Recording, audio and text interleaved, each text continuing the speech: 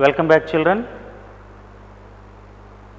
Today in this class you will be learn about the continuation portion of the first kingdom, that it is Monera. You might be heard since two classes we have been listening what are the five kingdom classification, what are the five kingdoms. Among five kingdoms, what is first kingdom? That was coined by Ernest Haeckel, as I told already. The Monera, kingdom Monera was coined by Copeland. The Protista, word Protista, the kingdom Protista was coined by Ernest Haeckel. But here we are discussing about the kingdom Monera, right? So the kingdom Monera was coined by Copeland, no doubt at all. Monera means primitive organisms, unicellular prokaryotes, all are prokaryotes. What are example for prokaryotes? Different kinds of bacteria. The first bacteria, in our previous class we discussed that it is Archaebacteria. What is the meaning for Archaebacteria? I have explained. Primitive organisms, they lived in extreme conditions because of branched chains of lipids, pseudomurine, etc.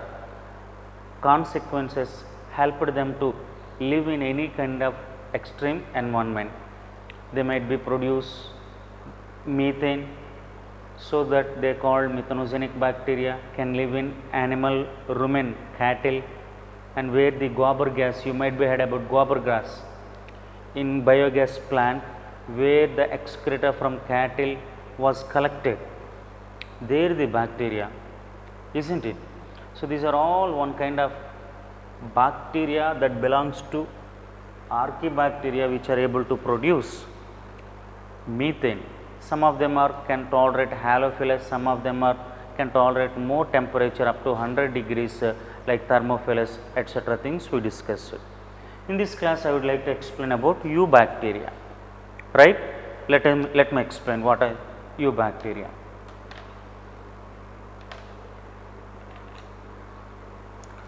Eubacteria means these are true bacteria.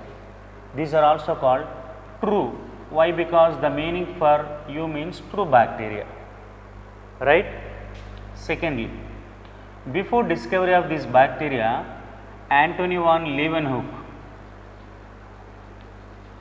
Leeuwenhoek is the scientist who coined the eubacteria, is the first scientist who observed from the scratch, the scrap from our tongue, turtle, and he observed under microscope, a magnifying, simple magnifying lens. We could see that one object up to 100 times.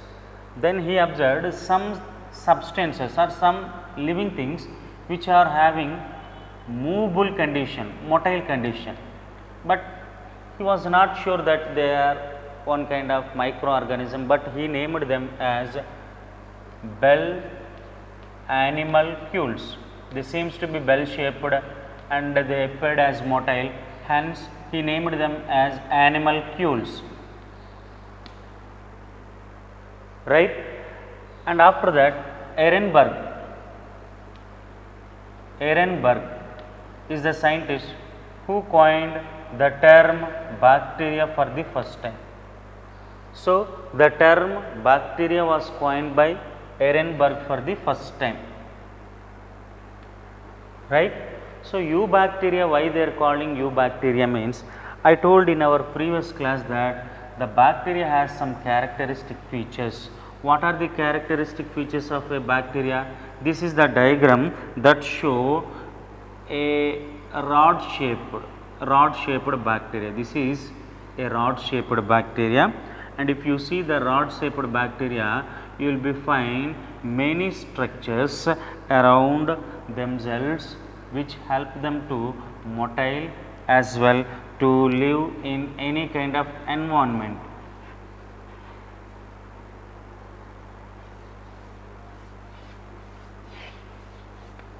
Right?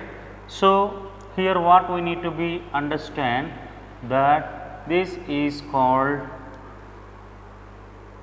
nucleoid. Nucleoid is nothing but genophore. I told already in our previous class, I told nucleoid is also called genophore. along with that, one of very important unique characteristic features of bacteria, that is nothing but plasmid. So, this is plasmid and this is cytoplasm,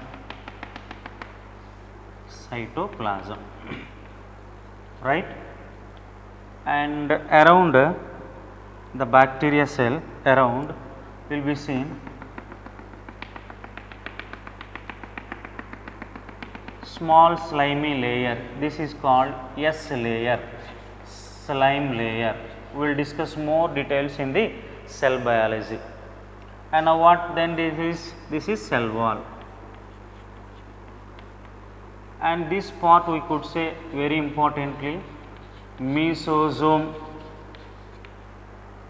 and these are pili, and these structures are called sex pili. These are in general one have to learn the parts of a bacteria, typical bacteria. Let me explain what is this eubacteria and what kind of parts it has, what are those functions, and how many types of bacteria depending upon size, shape, number of flagella, etc. I will explain. You might be heard that I did not say that archaebacteria are having any kind of flagella or something, but here the eubacteria they are having flagella. They are having flagella. What are flagella? See, these are flagella. Flagella are nothing but a long sized filamentous, long filamentous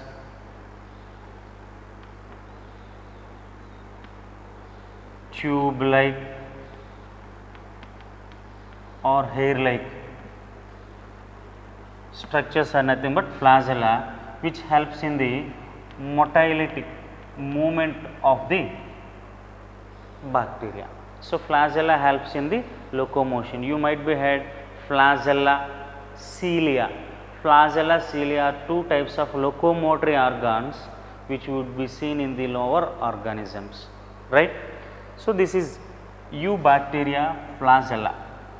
Now, the first thing, if you see the shape, depending upon shape, first one bacillus bacteria is there, bacillus.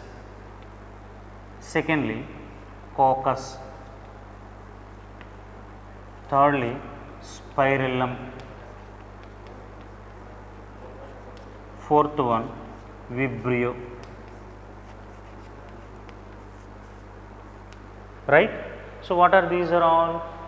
Bacillus is the bacteria which is in rod shape bacteria, which is a rectangular shape, that what I have drawn here. Coccus means round shape, circular. Spirillum means spiral shape. Vibrio means some bacteria are in the shape of comma.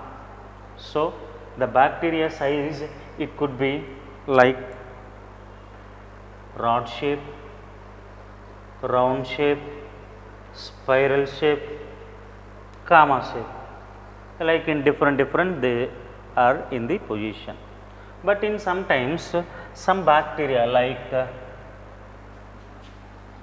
Acetobacter is the bacteria which can change its shape according to the availability of food and the conditions that are affected on that particular bacterium. It can change its shape. Such phenomenon is called pleiotropism, and that bacteria is called pleiotropic bacteria. Pleiotropic bacteria. Now, what is the meaning of pleiotropic bacteria? Changes their shapes. Their shape would be changed according to the availability of food and the environmental conditions. Is this? So, these are different types of bacteria.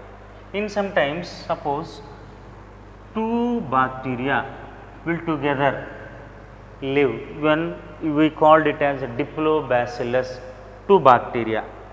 The two bacteria are rod shaped and they lived together. Diplobacillus, bacillus, diplo means two. In sometimes mono means single, monobacillus, only one bacteria, right?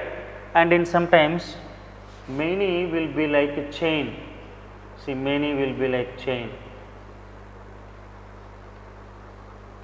Streptobacillus. So these are all will be learned, discussed or more in the topic called cell biology. Now this much of depth doesn't need, right? So anyhow I will explain once again in the topic called cell biology. The bacteria cell wall first we need to be learned. The cell wall of the bacteria, I told already, the cell wall of the bacteria, in Archaebacteria I told that pseudomurine, have you learned? Pseudomurine is the characteristic feature of Archaebacteria, but here mucopeptides, muramic acid,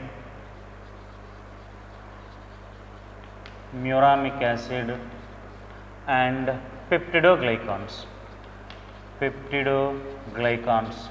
are the chemical components that make the cell wall of the bacteria. If these structures are there, then only we could call them as a true bacteria, right?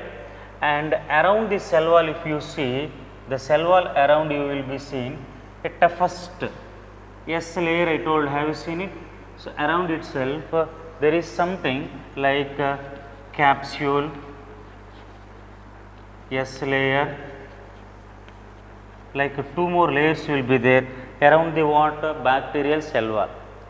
What is capsule? In sometimes around the cell wall, tough layer will be there. The tough layer which is called capsule. In sometimes if the outside of the cell wall is loosely arranged, then that layer is called S layer. S layer means smooth layer, right? So whether they are toughly or smoothly or loosely available, then these two terms together we call as glycocalyx. So bacteria cell wall, outside of the bacterial cell wall there is a glycocalyx. What is the meaning for glycocalyx? In sometimes the glycocalyx could be toughest layer called capsule, and if it is loosely or smoothly available, then it is called S layer, right? Now these are the outer parts of the cell wall, but the character of the cell wall is mostly, I told the cell wall has one more important substance. I would like to tell that it is teichoic acid. Teichoic acid. Bacteria cell wall has teichoic acid, but not all the bacteria, but only gram positive bacteria. Sir, what is gram positive bacteria and what is the importance of the teichoic acid? Let me explain.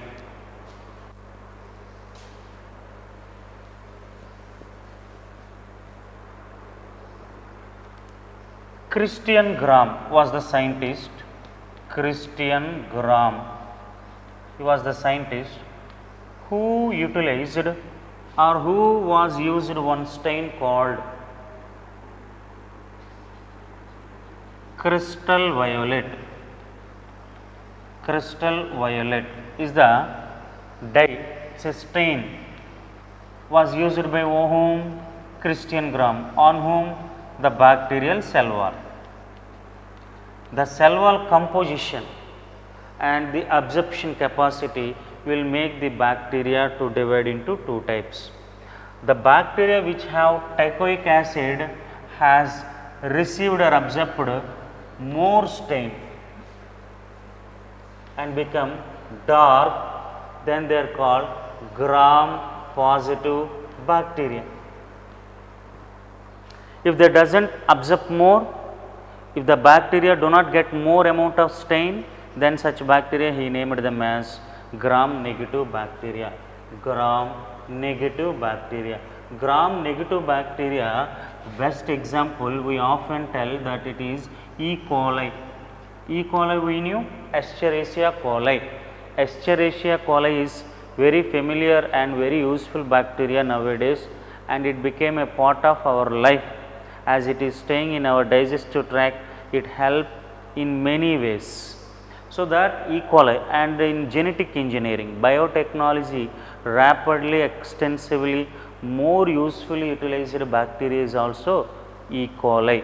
This E. coli is one kind of gram negative bacteria. So, gram positive and gram negative both are divided depending upon whether they are containing teichoic acid or not. The bacteria cell wall, if they have teichoic acid, then they are positive as they get or absorb more stain. This is called gram staining. This process is called gram staining. The gram staining process will also to separate which strains of bacteria are useful and which are not so useful, like many aspects we could consider, right.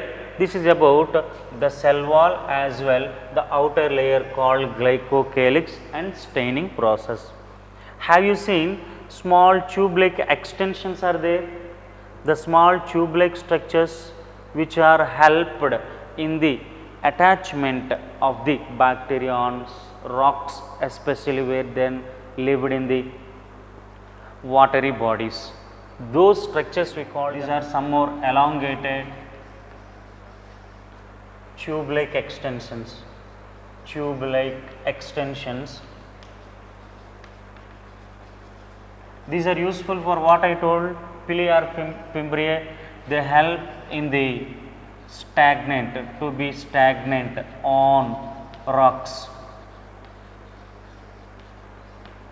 to become attached, for attachment. The bacteria have to be attached on rocks, because of which structures the pili or which is also called fimbriae, right. These are in sometimes seems to be bristle-like structures. Bristles, what are bristles? Small hairy like structures. Small hairy like structures are called bristles. Got it? These are about the outer structures of the bacteria cell wall that are helpful for stagnant. Some bacteria are movable, some bacteria are non-movable. The bacteria which are not movable, they can have to be fixed or stick on the rocks because of pili or fimbriae. Then what about sex pili? Sex pili. Sex pili are also one kind of, these are also small tube-like extensions. These are also like small tube, and these are all smaller than pili. These are also as like bristles only, but the size is less than the pili. Have you seen? These are sex pili. During the time of two bacteria, when they come for sexually reproduce or during sexual reproduction, the two bacteria will be contacted with help of this sex pili. Now, sex pili is helpful in the process of one of sexual reproductive methods called conjugation. I will tell what is the meaning for conjugation. So, the sex pili will be useful for bacteria for one of sexual reproductive methods called conjugation, right. Now, let us learn what are another structures called flagella.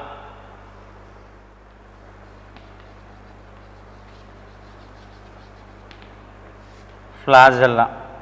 Flagella are, you know how they are, there also seems to be long thread-like structures, long thread-like structures. They are useful for what? In motility they will be useful. Flagella, in sometimes some bacteria may not have flagella, have you seen? And that time they are called Atricus bacteria. In sometimes some bacteria they may have only one, then it is called monotrichous. In sometimes the bacteria is having flagella on either side equally, then it is called amphitrichous. In sometimes the bacteria is having more flagella on only one side, one side many. This kind of bacteria is said to be as peritrichous. In sometimes if the bacteria are arranged on the whole body, overall the body, lophotrichous.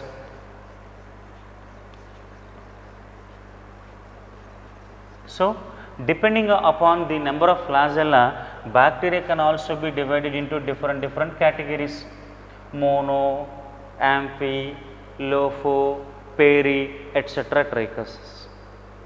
You got my point, right? Cell membrane of the bacteria is usually seems to be the cell membrane of eukaryotic cell. It is made up of what? Phospholipid and glycoproteins. These are common. So, the cell membrane structure of either prokaryotic or eukaryotic cell is common. Now, what you have to be learned, the cell membrane is not so continuously presented, but it is having some notch or some invagination.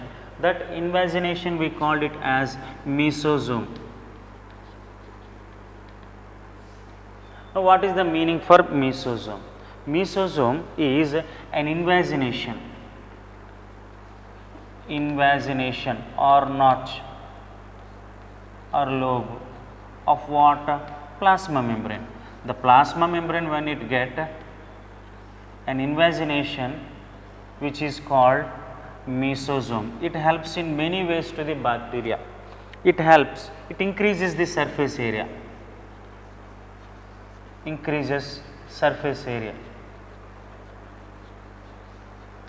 and you might be heard about binary fission, one bacteria divided into two. It is just because of what? The mesosome layer only. When the mesosome is going to be divided, then the two bacteria will be produced like this. So, it is the structure of mesosome, right? And it helps in secretion, and it helps in respiration also.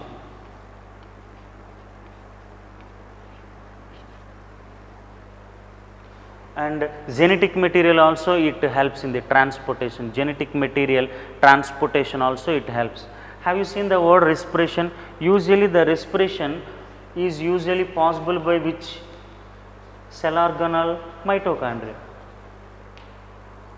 But in bacteria mitochondria is absent, but respiration goes through what? Mesosome. So, the structure of mesosome is equal to the structure of mitochondria in the eukaryotes. This is very important. Number of times that question has appeared. Even though mitochondria was absent in the prokaryotic cell, how respiration takes place? Through the mesosome structure. Not only that respiration, but it helps in many activities that what I have told. So, the mesosome is very useful.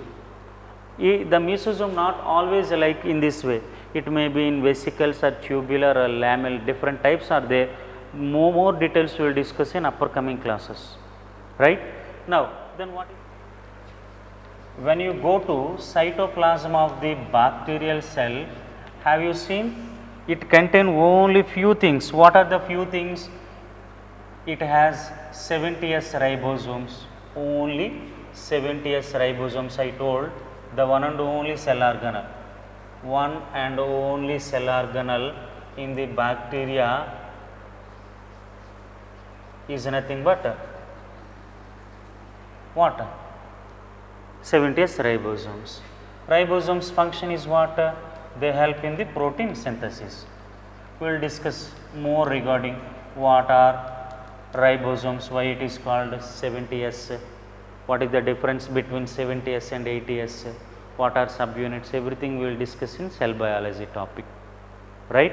Now, so the cytoplasm contains 70S ribosomes and it has reserved food material.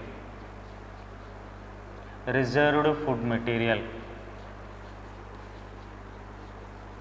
Usually the reserved food material in the form of inclusion bodies. Reserved food material will be in the form of inclusion bodies. Inclusion bodies word is mostly used for prokaryotes when they reserve the food. Yes. Now, in bacteria usually glycogen is the reserved food material. The reserved food material is glycogen, of course in sometimes oil droplets. Oil droplets also the reserved food material. It is very important. Glycogen and oil droplets are the reserved food material of what? The bacteria cell. And the reserved food material usually in the form of PHB. What is the meaning of PHB? Polyhydroxy. Polyhydroxy butyrate.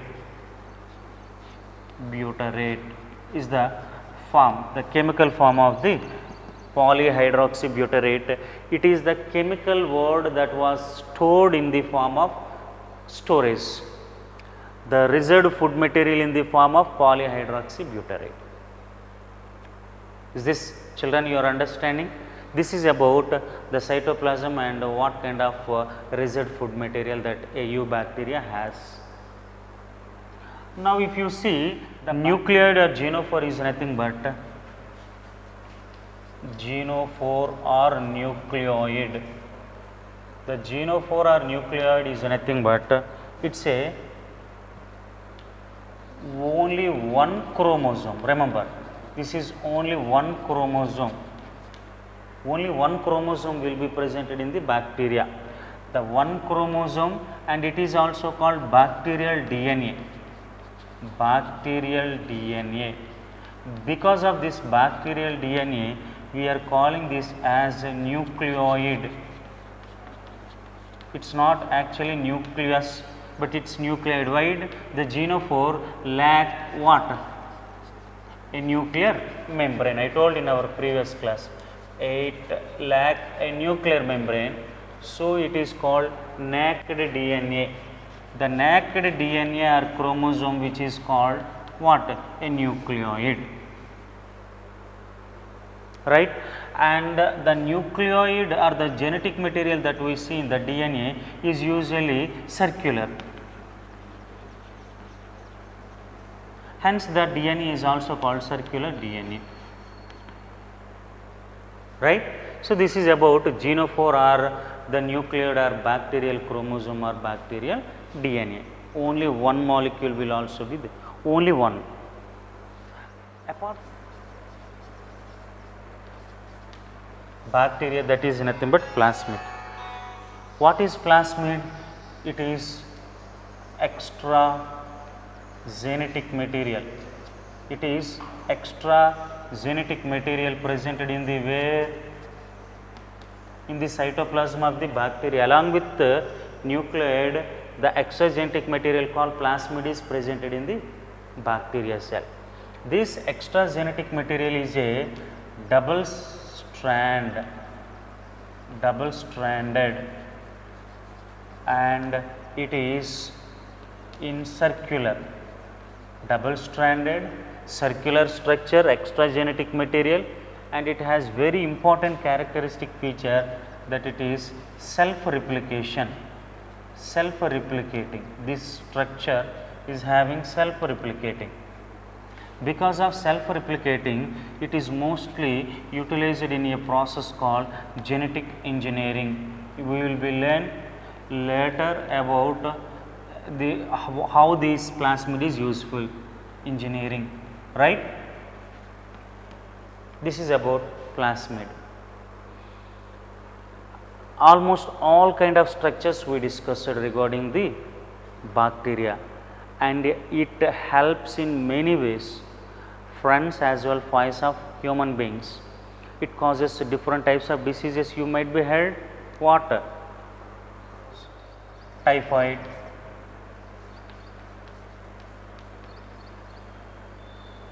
tetanus, diphtheria, leprosy, TB, etc. Many diseases it causes in the human beings, animals, even in plants also.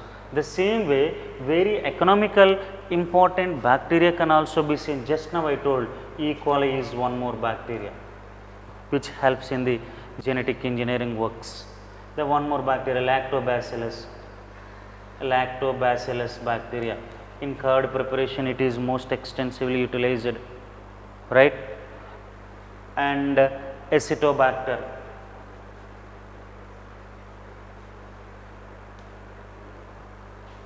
citric acid, lactic acid, right? Vinegar, curd, cheese. In many ways we are getting products. Agrobacterium, one more bacterium, Agrobacterium. It is also very useful and it can be utilized as a cloning vector, and it can be utilized as a host for biotechnology. Bacillus thuringiensis, it is also simply called BT. This is also useful bacteria. Are you understanding? Like many ways we can say. Apart from these are all very important thing that we are getting from bacteria, they are nothing but antibiotics. Many antibiotics also we are getting from bacterial species. Like these bacteria, how they reproduce? This is my question. Method, we knew that the common reproductive method in the bacteria are usually called binary fission. It is usually called binary fission.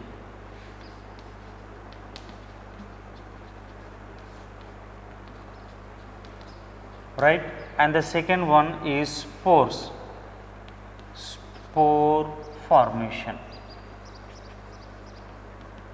are the two methods that we need to be understood regarding the asexual reproductive method of the bacteria.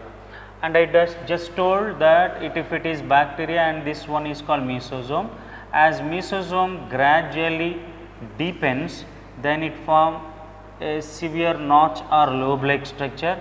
As this notch become very larger and deeper, then it separate the two bacteria like this, so in which the one bacteria has divided into two, hence this is called binary fission, which is very common more method. During unfavorable conditions, when unfavorable conditions comes, the bacterial cells around themselves, they form thickest layer, right? In this bacteria will be there. This bacteria is going to be divided once the unfavorable condition turns to favorable conditions, and thus the produced each spore that will be come out will be acted as or live as an individual. This is called sporulation, like endospores, aplanospores, different types of spores. So sporulation, binary fission are the asexual reproductive methods of bacteria. Transformation, and the last method is called transduction. Like there are three methods are there.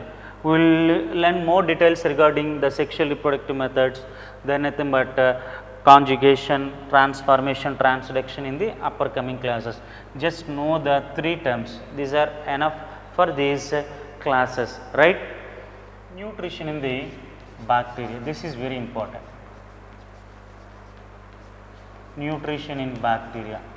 As we know, bacteria are very important in many sources. Usually the nutrition can be divided into how many types? Let me explain. There are two types of nutritions. What are those? Autotrophic nutrition and heterotrophic nutrition, right? Autotrophic and heterotrophic nutrition. Autotrophic nutrition is again divided into two more categories, which is photoautotrophs, chemoautotrophs, right? Now, what is the meaning of photoautotrophs and chemoautotrophs? Let me explain. Firstly, we need to be learned that the photo means light. The bacteria which gets energy from photo, light, so that they can prepare their own food are nothing but photoautotrophic bacteria. The photoautotrophic bacteria always gets their all kinds sources of energy from derived from light energy itself.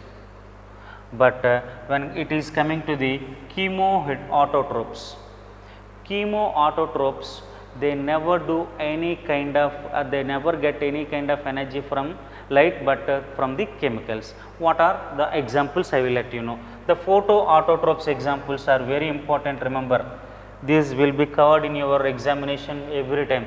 The photoautotrophic bacteria, Chromatium,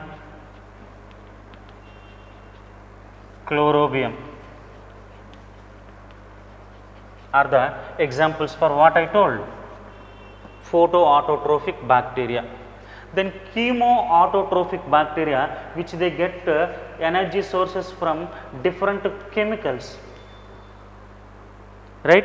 Only energy, but they directly depend, they can also prepare their own food, hence they are called autotrophic, but not depend upon photo but chemo. Suppose examples, if you go through,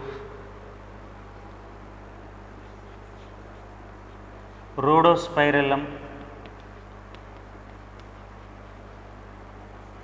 Rhodopseudomonas. These are the two bacteria which comes under the chemoautotrophic nutrition containing bacteria. Now, what are heterotrophic? Heterotrophic bacteria, again these are all.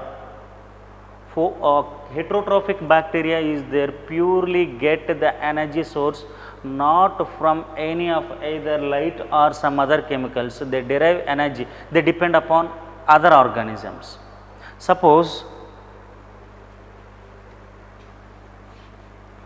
photoheterotrophs, chemoheterotrophs. Photoheterotrophs we do not need, but chemoheterotrophs I would like to tell by giving some examples. Suppose examples I would like to say Nitrosomonas, Nitrococcus, right, and Bagiota. These are the three bacteria, just three only I told, which are very needed. These three bacteria, they utilizes chemicals, but they never prepare their food, but they depend upon another organisms, like in the form of nitrate or ammonia. Like these are the three bacteria which are very important. Then what about some other heterotrophic bacteria which lived? They can be lived as parasites in the body, or in sometimes they may cause diseases, and sometimes symbionts are there.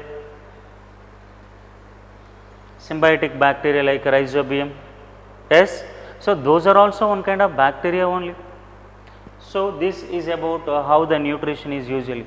What I want to tell is the example that what I have written for photoautotrophic and chemoautotrophic are very important, and chemoheterotrophic bacteria examples also very important.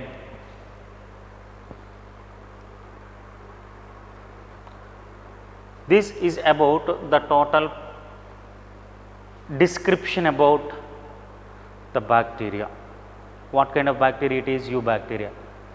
And Till now in Monera we discussed Archaebacteria and Eubacteria. In the next coming class I will tell about the remaining 3 types of bacteria, like what are the remaining 3 bacteria: Cyanobacteria, Mycoplasma and Actinomycetes. They are not much complexity that are having by the Eubacteria or Archaebacteria. They are very simple, we can learn very easily also, right.